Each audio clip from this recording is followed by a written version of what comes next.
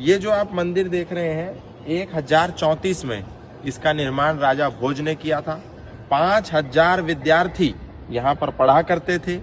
राजा भोज के देहांत के बाद 250 साल तक निरंतर ये यथावत चलता रहा, एक गुरुकुल के रूप में जहाँ ब्रह्मचारी पढ़ते थे। एक बहुत बड़ा परिसर जो 45 से 40 किलोमीटर के दायरे में फैला हुआ था। आज उसकी आप स्थिति देखेंगे तो बहुत गंभीर है।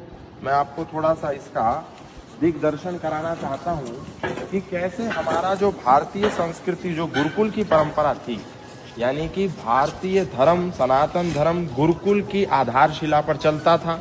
आज बहुत सारे लोग तरह तरह की बात कहते हैं कि हर मस्जिद के नीचे मंदिर मत खोजिए, हर मस्जिद में शंकर भगवान को मत खोजिए, विष्णु जी को मत खोजिए, पर थोड़ा सा प्रत्यक्ष चीजों को हमें देखना चाहिए।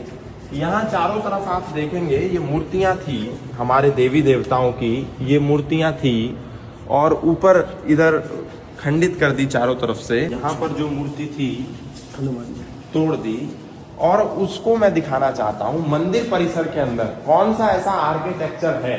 ऊपर दिखाएंगे ये आकृति, कौन सी ऐसी मस्जिद इस देश में है जिसमें ऐसी आकृति होती है। मैं पूछना चाहता हूँ जो सेकुलर माइंडसेट के लोग भी हैं वो भी इसका जवाब दें। और कौन सा ऐसा मंदिर है जिसमें बाद में ये अल्लाह का नाम मंदिर में कैसे प्रवेश हुआ, ये अपने आप में एक बहुत बड़ा प्रश्न है।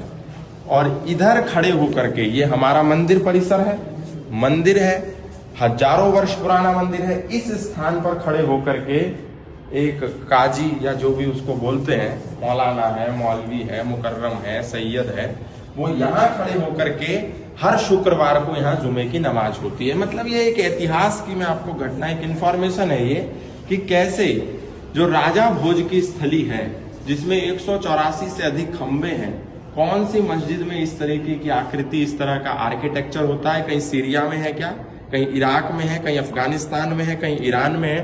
कौन से देश में ऐसा आर्किटेक्चर हमको देखने को मिलेगा। हमारे साथ आदरणीय शर्मा जी हैं, थोड़ा सा हमको बताएंगे। राजा भोज ने 84 यंत्रों की यहाँ पर सिद्धि की थी, तो 2 यंत्र यहाँ पर बचे हैं, जिसमें एक काल सर्प यंत्र है जो अपनी जन्म कुंडली में पितृ सिरता है। तो ये 1000 वर्ष पुराना जी ये शिलालेख लगे हैं, जिनमें 17 शिलालेखों का उल्लेख है। ये सारे शिलालेखों को खंडित किया गया है और ये सारे अक्षर स्वर्ण अक्षर हैं।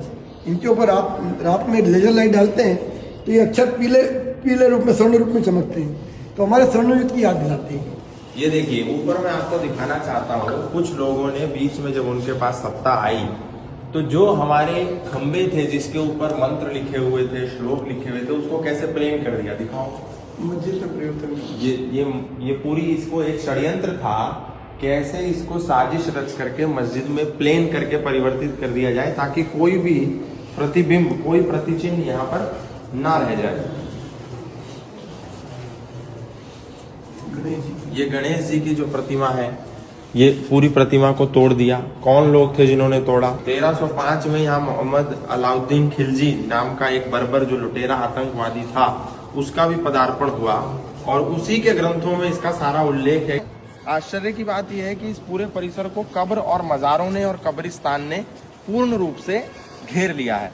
ये आप देखेंगे सामने, तो ये एक पॉलीथीन में कवर कर दिया गया है। जो ASI के सर्वे में कुछ स्ट्रक्चर्स निकले थे उसको भी दिखाया। और इधर मैं आपको एक दृश्य और दिखाना चाहता हूँ, जो इसके परिसर के बाहर जो खुदाई हुई, तो उस खुदाई में क्या क्या निकला, उसके खंबे भी यहाँ पर लगे हुए हैं। ASI ने पूरा सर्वे किया, तो वहाँ आप देखिए, इधर दिखाइए, वो बाहर जो है खंबे आपको देखने को मिलेंगे जिसपे ASI ने ये, जैसे एक खंबा है, फिर ये दूसरे खंबे हैं, ऐसे करके निकले हैं। और कई हजार प्रतिमाएं निकली हैं, 52 प्रतिमाएं एक दूसरे कमरे में रखी हुई हैं। ये मतलब ये एक दिग्दर्शन है इतिहास का, जहाँ पर हमें ये देखना चाहिए कि अतीत में क्या क्या घटनाएं हुई हैं, कैसे कैसे मंदिरों की मूर्तियों को तोड़ा गया। ये इधर दिखाइए, ये पूरा यहाँ पर एक मूर्ति थी, इसको तोड़ दिया गया। अब कोई हिंदू, कोई राम, कोई श्याम, कोई राहुल, कोई ऐसा व्यक्ति तो अपने भगवान की मूर्ति तोड़ेगा नहीं। ये किसने तोड़ी, अपने आप में एक बहुत बड़ा प्रश्न है। तो अब शंख, चक्र, गदा और भगवान राम, भगवान हनुमान, शिव, विष्णु, पार्वती, है, अलग अलग तरह की मुद्राएं, ये किसी मस्जिद में तो होती नहीं है, ये तो हिंदू मंदिरों में होती है। और एक अद्भुत चीज मैं आपको और दिखाना चाहता हूँ। अब किसी की आंख फूट गई हो, कोई अंधा हो गया हो, किसी ने आंख पे काला पट्टा बांध लिया हो तो बात अलग है, लेकिन कोई समझदार आदमी हो जिसको ठीक से दिखाई दे तो उसको ये दिखाई देगा कि ये जो पूरी अल्लाह ताला का ये जो प्रतिमा बनाई, इसके ऊपर बनाने में जो पत्थर प्रयोग किया, इस पर ये मंत्र लिखे हुए हैं, पाली भाषा में, प्राकृत भाषा में, संस्कृत भाषा का पूरा प्रयोग हुआ है, और ऊपर अल्लाह बाद में ला करके चिपका दिया। ये क्या है?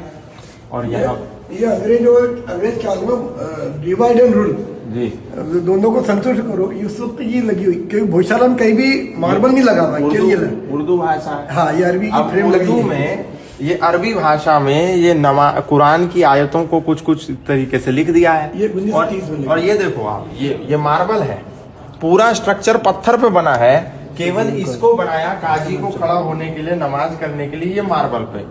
अब बताइए, 2003 से पहले तो यहाँ पर हिंदू प्रवेश भी नहीं कर सकता था, तब तक केवल नमाज होती थी, नमाज ही करते थे। और आज भी भारत स्वतंत्र है, ऊपर से लेके नीचे तक सनातनी लोग बैठे हैं, प्रधानमंत्री सनातनी है, गृह मंत्री सनातनी है, रक्षा मंत्री सनातनी है, मुख्यमंत्री सनातनी है, मध्य प्रदेश के सारे सांसद सनातन के विचारधारा वाले हैं, सारे सनातनी हैं। उसके बाद भी आज भी शुक्रवार को हिंदुओं के इस इतने बड़े ऐतिहासिक परिसर में, जो कई हजार वर्ष पुराना है, सन 1034 में बना था, अब 2025 चल रहा है, 1000 साल की 1000 साल पुराना संस्थान, यहाँ पर आज भी नमाज की हो रही है। और बाहर चारों तरफ कब्र ही कब्र आपको देखने को मिलेंगी, यानी कब्रिस्तान ने पूरा का पूरा इसको हाईजैक कर लिया है। अब इस समय जब सारे ऊपर से नीचे तक सांसद, मंत्री, मुख्यमंत्री, प्रधानमंत्री, गृह मंत्री, राष्ट्रपति सारे सनातन की विचारधारा वाले हैं, उसके बाद भी अगर इसको हम रिकवर नहीं कर पाए तो फिर कब करेंगे? फिर तो आने वाले समय में यहाँ धड़ल्ले से नमाज भी चलेगी और अंदर भी कब्रिस्तान बनेगा, ये मैं समझता हूँ तय है। तो ये मैं आपको जानकारी इसलिए दे रहा हूँ ताकि आप कभी इधर आएँ, धार में आएँ, मध्य प्रदेश में आएँ, इंदौर के पास आएँ, तो केवल ओंकारेश्वर या केवल महाकाल का परिसर घूम करके और फोटो खिंचा करके ना जाएं। इतिहास के अपने ये जो तथ्य हैं, ये जो भगवा झंडा यहाँ पर होना चाहिए था, लेकिन आज हरा झंडा है। कहीं भगवा झंडा आपको दिख रहा है पूरे परिसर में? कहीं नहीं दिख रहा, लेकिन हरा झंडा दिख रहा है, उस पर अल्लाह ताला का नाम लिखा है। दिखाओ जूम करके उसको। तो ये हमारे छाती पर जो ये गड़ा हुआ है, ये चीख चीख करके बता रहा है कि हिंदू को मरना है, इसको कोई भी बचा नहीं सकता है, इसका मरना तय है। ये बड़ी दुखद बात है। ये देखिए, भोजशाला एंड कमाल मौलाना मॉस्क्यू, भोजशाला एंड कमाल मौलाना मॉस्क्यू, मंदिर नहीं, मॉस्क्यू लिखा है, मस्जिद है। 1 रुपए की टिकट है। हिंदू को अपने मंदिर में घुसने के लिए 1 रुपया देना पड़ेगा। ये यज्ञ कुंड है, यहाँ अखंड यज्ञ चलता था राजा भोज के समय, उसके बाद 250 साल तक चलता रहा। इसी यज्ञ कुंड के अंदर, ये जो यज्ञ कुंड है, इसी में जब अलाउद्दीन खिलजी आया तो 1000 से ज्यादा आचार्यों के सिर को काट करके इसमें बलिदान होना पड़ा। हजारों, 5000 से ज्यादा बच्चे पढ़ते थे, उनके पास 2 ही ऑप्शन थे, या तो कुरान या तलवार। मंदिर के ठीक बाहर पूरा हरा ही आपको देखने को मिलेगा। और सरकार भी देखो कितनी निकम्मी है। मैं तो बोलता हूँ सीधा है, हिंदुओं का खाते हो, हिंदू से वोट लेते हो, हिंदू के दम पे सरकार बनाते हो। हिंदुओं ने इतना बहुमत दे दिया कि 26 के 26 सांसद, पूरे देश में कहीं ऐसा नहीं हुआ कि 26 के पूरा प्रदेश ने सारे सांसद बना के भेज दिए। उसके बाद आप टिकट में लिख रहे हो, सरकारी टिकट है ना, सब 1 रुपए ले रहे हैं, सबके 50 पैसे ले रहे हैं। हम तो एक ही जगह जा रहे हैं। 50 भी क्यों लेना चाहिए? 50 पैसे भी क्यों लेना चाहिए? आज लोकतंत्र में, हिंदू के राज में, हिंदू मंदिर में घुसने के लिए 50 पैसे भी क्यों देगा? ये अपने आप में बड़ा प्रश्न है। तो मॉस्क्यू क्यों लिखा?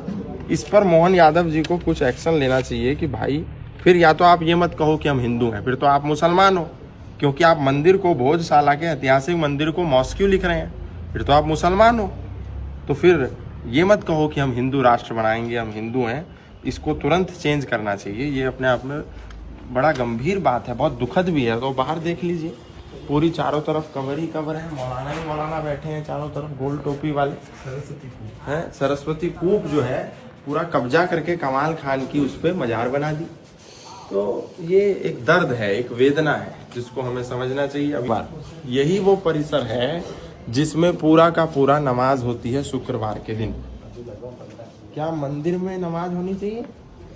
क्या किसी मस्जिद में हनुमान चालीसा हो सकती है? या किसी मस्जिद में यज्ञ करने के लिए मंगलवार को मिलती है अनुमति? यदि नहीं मिलती है तो भोजशाला के मंदिर में नमाज के लिए अनुमति क्यों मिलती है? और आने वाले 2026 में एक नया संघर्ष है जो 2003 में भी हुआ था। शुक्रवार को ही बसंत पंचमी हो गई। 2016 में भी ऐसा हुआ, शुक्रवार को ही बसंत पंचमी हो गई। अब बसंत पंचमी को तो यहाँ पूजा होती है क्योंकि माता सरस्वती वेद की अधिष्ठात्री है। तो अब दोनों में संघर्ष हो गया कि नमाज करेंगे कि सरस्वती की पूजा होगी। अब उस समय सरकार ही हिंदुओं को बाहर निकाल देती है कि नहीं, नमाज होनी चाहिए।